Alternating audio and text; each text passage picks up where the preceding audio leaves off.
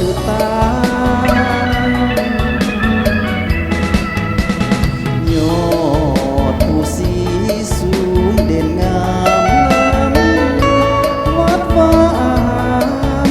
เป็นมิ่งขวัญเมืองสง่าฝู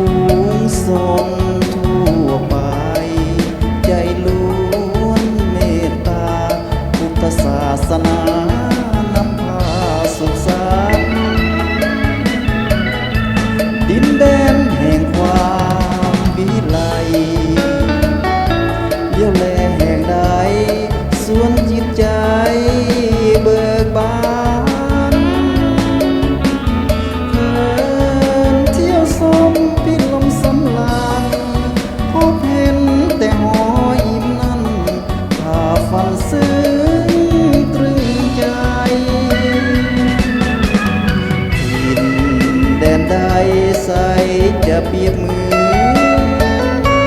ฝังใจติดเตือนบ่อาจหลงเลือนลืมได้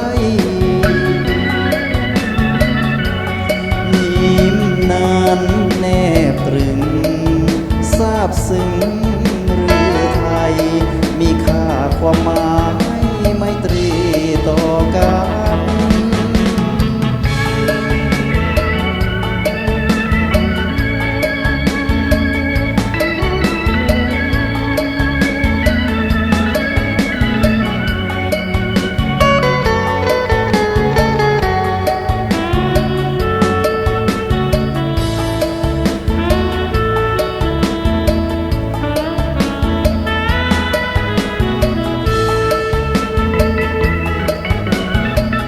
ดินแดนแห่งความวิไลเลี้ยวแลแห่งใดสวนจิตใจเบิกบานเพลินเที่ยวชมพิลมสำราญพบเห็นแต่หอยิ้มนั้นพาฝันซึ้งตรึงใจถิ่นแดนใดใสจะเปรียบเหมือนฝังใจติดเตือนบ่อาจหลงเลือนลืมได้